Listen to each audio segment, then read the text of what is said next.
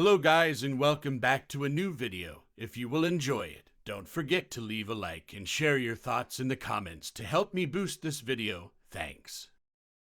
Story 1. My dog is a Karen. Dad is mean. This past week consists of grumbles and cold furry shoulders because Ginger is upset with the lack of attention in last week's blog. It doesn't matter if the devotion goes to Mom, it isn't about her. So, this week's blog expresses Ginger's Karen rant about me. Dad proves he is the meanest in the house. He blames me for happenings outside my control. For instance, Dad covers the couch with a protective blanket. He tucks the cover tightly, removing all wrinkles. Sure, it looks pristine when done. The strain from tightness makes it look smooth, means one little touch from me and poof, it explodes all over me. And as I try putting back, he calls me a Karen and tells Mom on me. Sometimes it becomes possible to sleep on the cover, and a simple rollover causes it to spring out of its perfectly positioned constraint, and again it falls on top of me. He complains as if he lays in the same position all night. Do I receive tender mercies for having lived through the fright of having the cover explode on top of me? No, he yells at me and tells me to get my furry butt upstairs. The second meanest thing he does is break my snacks in half. I manage one treat a day, and this cheapskate breaks it in half to save a penny. I help Scrooge by eating the bits and crumbs falling from the counter from his messy cooking, and he breaks my only reward in half. He rewards half a cookie for protecting his sorry self from the evils in the world like murderous chipmunks, killer robins, and evil delivery trucks on a daily basis. The final act of meanness is so terrible, I hesitate to tell you about it. The other night, while tucking my royal blue blanket around me for a night's sleep, he leaves one of my ears open to the chill of the night. A polite moan fails to point out his lack of attention to detail. Instead, I hear, "Quit complaining and go to sleep." Who can possibly sleep with one ear left open to the night air of the frosty bedroom floor? This callous man maliciously climbs into bed and shuts off the light with one of my ears subject to frostbite and amputation. How am I the Karen when these are only the tip of the iceberg of abuse in this house? Yet, being the ever-faithful dog, I serve them without complaint or regard for my safety. Story 2. Well, I never. I was at my local shopping center and needed a coffee. There is a coffee cake shop near me that does great coffee, so my feet automatically take me there. The shop is 4 large counters formed into a square in the middle of the food court area. I arrive at the front counter, and no staff are at the register, but I see a female barista kneeling down at the back counter putting some boxes on a shelf. She looks up and sees me, smiles, and waves. I am happy now because I have been acknowledged, and I start wondering if there is actually a happiness time limit between when an occupied staff member acknowledges you and when they come to help you. I only get to muse over this for a few seconds as she is suddenly at the counter with a big friendly smile asking how she can help me. Before I can answer, a very important voice from beside me announces, "Excuse me, we were here first." I turn to see this very well-dressed middle-aged couple beside me. The barista looks from them to me, and I shrug my shoulders, as I cannot remember seeing them, but perhaps they were down the side counter. And in any case, I don't mind if they go first. "Okay, what would you like?" The barista asks them. "So what do they have?" He says to his partner as he looks at the menu on a large sighing board behind the barista. "Cappuccinos, flat whites, lattes," he says as he continues to read every item. "Okay, while you have a look, I am just going to help this guy," the barista suddenly says as she looks at me. "Excuse me," the man asks, and he is not happy. The barista ignores him and asks me, "What would you like?" "Regular cap. No sugar, please," I ask, and the barista goes straight to the coffee machine. The couple look at each other as if the bank has just refused the loan for their beach house renovation. "Well, I never," the well-dressed woman declares, and she storms off with her partner. A minute later, my coffee is ready, and I happily pay. I have never heard anyone say, "Well, I never," before, the barista says with a laugh. I laugh too, thank her for my coffee, and walk away thinking that's probably the first time I had heard it too. Story 3. Is the dance teacher mean or are we entitled? Last summer I signed my daughter, who has a disability, up for dance lessons for the next year at the studio she was at for about 15 months. The dance teacher talked to another parent about my daughter's medical condition and then wanted medical clearance, which was easy to get as her doctors and physical therapists were encouraging dance and even acro dance. Slowly out of the 5 classes that my daughter was signed up for, she kicked her out. I have in writing that my daughter could take a few of the classes. The dance teacher finally said that my daughter was only able to do private lessons and dance with other disabled children. She said that she should have never allowed my daughter to attend regular classes, but she had low enrollment last year, so we quit. Mostly people have been kind, but the reaction of a few people has been shocking. I am glad we found out earlier than later. We haven't sued, and at the time don't plan to sue unless the building she is renting from tries to make an excuse. The building administrator tried to say that the dance teacher was overwhelmed. I interrupted and said I helped her last year, and it doesn't matter what happened was against the law. The ADA protects people with disabilities from being excluded from classes open to the public. Are we acting entitled? We have never had anyone treat my daughter this way. She has always attended recreational classes, and this was the first time we did adaptive classes. To clarify, she is paralyzed, but she can run, walk, jump, do headstands, etc. In short, she is so amazing and works hard. Even this dance teacher could say that. She chose to say that because my daughter's ankles don't move, that means she can't take ballet. Well, she did from this teacher the year before, and she took this year a little bit from another studio. She just has to have some modifications, and we don't expect her to be the star dancer or on a competitive team. Just be able to have fun taking recreational dance classes open to the public. Story 4. Grandpa didn't tell us about Grandma's funeral. I'm seething, and so is my mom. He didn't even call us. Some background, I guess. When COVID first hit and my grandma ended up isolated with my grandpa at home since my aunt moved out to a different state, and my mom and I didn't live close. She completely lost it and went nuts, to the point that she went from a chubby woman to someone at risk of having anorexia, and also being deathly afraid of going to the bathroom for some reason. For the past few years, my mom and aunt have been doing what they can to get her better, and no one else has pitched in once, mind you. My mom, because she lives 2 hours away from my grandma's house, ended up taking the bigger portion of the responsibility, and all of this time she has been working her ass off trying to get her better, forcing her to take her meds, keeping her seated until she finishes her plate, talking to her to keep her mind sharp, etc. She even brought her to our house to stay a few weeks every few months so we could actually see her frequently enough. Grandpa was always useless when it came to caring for her. For you to have an idea, my grandpa never did any of this at all, and it's no wonder Grandma went crazy with him. They're from a conservative family where the wife always takes care of everything, and the husband brings in money, and he used to work the night shift as a security guard ever since I was a child. That means he spends most of his day sleeping away, and when he's awake, he's utterly useless around the house. Doesn't do dishes, doesn't cook, doesn't clean shit. Just watches TV like brainless idiot, or abuses the kittens he brings from the street to hunt mice in his property. It's always been like this. I used to live with them when I was 7-8 years old, and he did the exact same thing.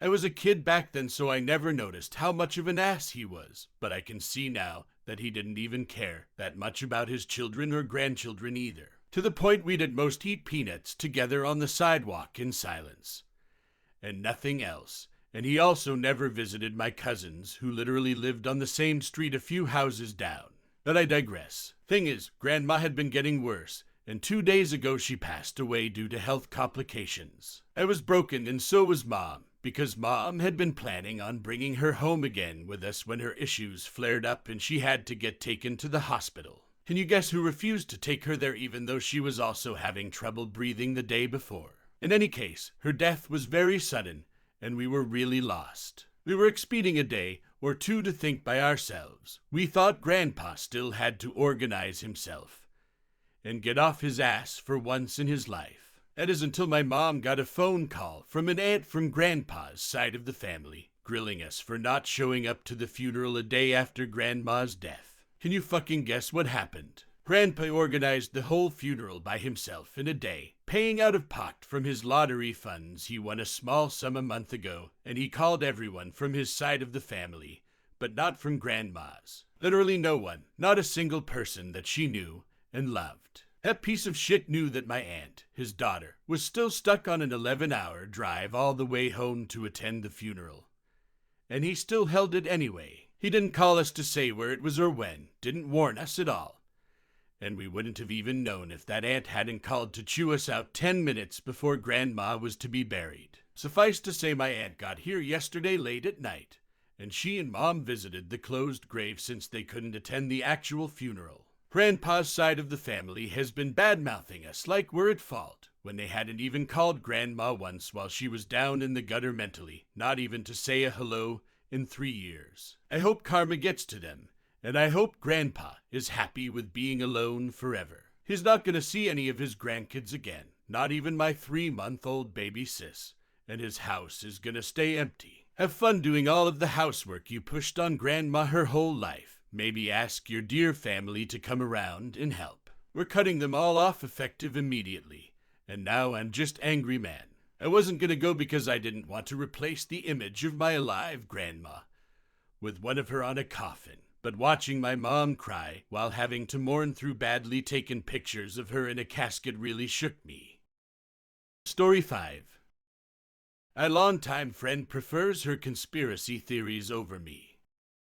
Not sure if this is the right place, but it felt pretty entitled to me. At 33 have known my best friend 33 Fahrenheit since the mid-2000 seconds. We'd have fun making each other laugh, talking games and manga, and even dipping into politics. But over the last few years, she fell deep into the conspiracy rabbit hole. Like, there's a literal laundry list of the stuff she believes in. Weather machines, the poles shifting will lead to mass flooding. Racism was almost gone in the 80s.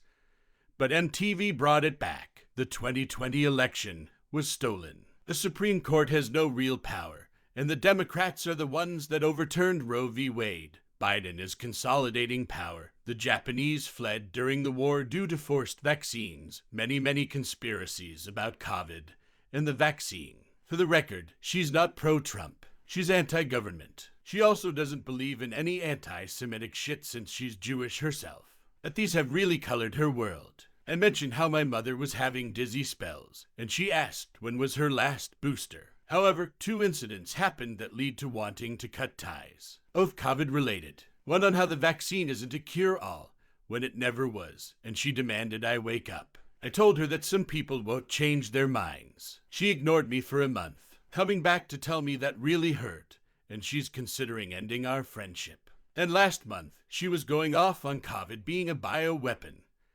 And the proof is in North Korea, as they didn't have any cases until the vaccine was distributed. I thought pointing out that NK heavily filters all their information wouldn't fly, so I made a snarky if it helps you sleep at night comment. Once again, she ignored me. Until yesterday, she came out and said we're done. How we don't see eye to eye on anything. How she no longer has time to discuss our shared interests, nor even pursue them, and how she isn't comfortable telling me her current interests.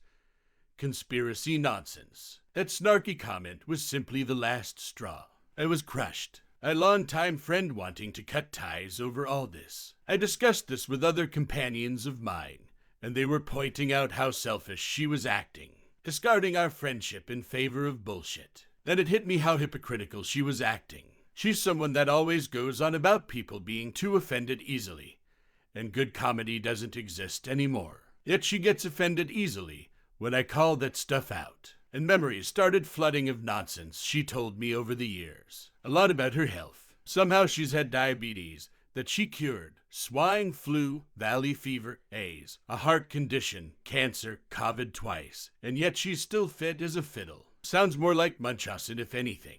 She said she might reconsider our friendship if I turn my life around. But thinking about it, do I really want to go back? After she seemed to care more for total nonsense than for me. Again, sorry if this is the wrong place to post this. Story 6. Other people's children. This happened yesterday, but has carried over into today. My son is learning to drive, so sometimes I'll finish up at work early and pick him up so he can drive home. Yesterday the parking lot was fuller than usual, and this minivan kept driving around looking for a spot. They finally decided to squeeze in between me and the curb, adding up barely 2 inches from my passenger side mirror. Their child comes out, and this guy starts gesturing at me because obviously there is no way anyone is getting in either of our cars from the passenger sides. He rolls the window down and motions for me to do the same. The moment I do, he begins to berate me loudly and very aggressively, saying I should move from my spot so his kid can get in his car. Keep in mind I'm in a parking spot, in a small car. He is in this big minivan squeezed into this non-space. I just rolled my window back up and ignored him. Then I feel a thump and look in my rear view mirror to see him walking back to his car. It legit felt like someone ran into me lightly. I didn't dare get out as I'm already a bit intimidated, and dude is obviously a bully after screaming at me to move for the past 5 minutes through a closed window. The guy pulls ahead, his kid gets in, and they leave. I get out of my car and go around to the back and see a massive crack in the bumper of my brand new car, right in the center of what looks like a boot print. This is my first new car ever, barely a month into my 2-year lease, and this happens, in a quote, nearly $4,000 to fix the bumper as it needs to be replaced. It was kicked so hard it actually broke some clips that held it on too, and this was the recommendation of the dealership, as it was very loose. Unfortunately, as a leased car, this has to be fixed ASAP according to my contract. Go back to the school in the hopes I can get some identifying info on the guy to file a report and recoup costs through their insurance. We can clearly see the front of the van, but not the back where the license plate is because of where he is parked, ironically blocked from view by my car. Fast forward to today. I get to work and my boss calls me into her office. There was a complaint made yesterday about how rude I was and that I was most like driving under the influence. My boss is awesome.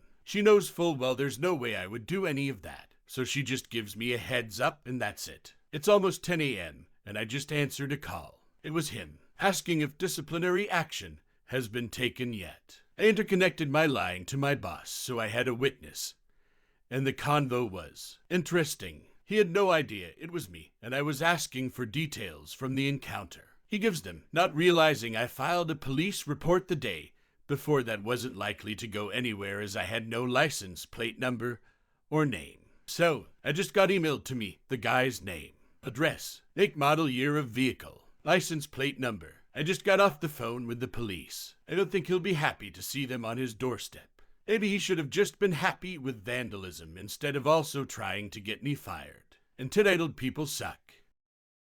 Story 7. The Old Man Pennies.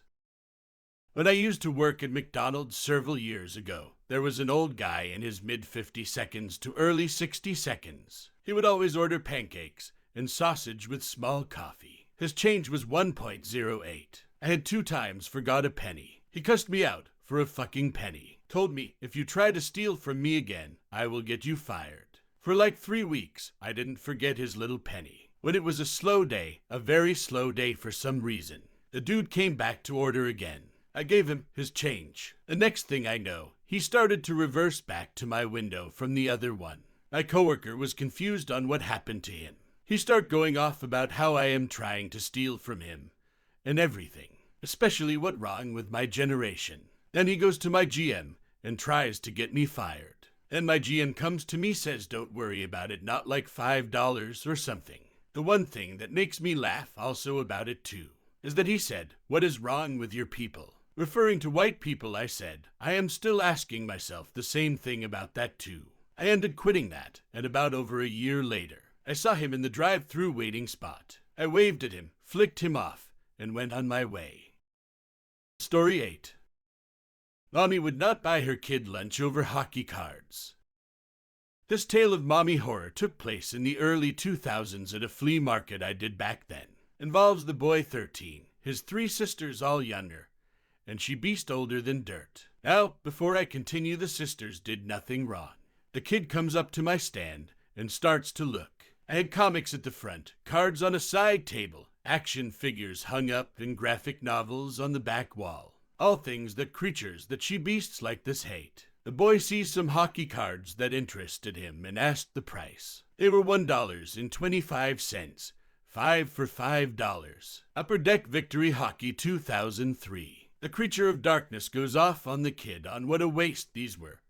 And why the hell does he keep buying shit like this? Now on to his three sisters. The booth to my left was run by a very nice lady that sold touristy t-shirts. $10 each. The girls were buying them up like they were preparing for the apocalypse. When they ran out of money, the creature gave them more. From what I computed hastily, they spent over $200 on these sparky shirts. That $1.25 for what the boy wanted was a complete waste. As those of you that have read my previous tales must realize, I have no filter and I don't care about offending these people. I informed her that I would sell her kid a pack for $1 since it was obvious that spending this vast sum on her son was too much. She gritted her teeth and said that if he gets this, he will not get anything the rest of the day. He responded the beast handed me $1, and the kid then said, "Not like you'll let me get what I like anyways." I constantly get lines like this from kids. Of course, mommy denies it, but I point out that you just said this. The girls, in the meantime, spent another $100 on shirts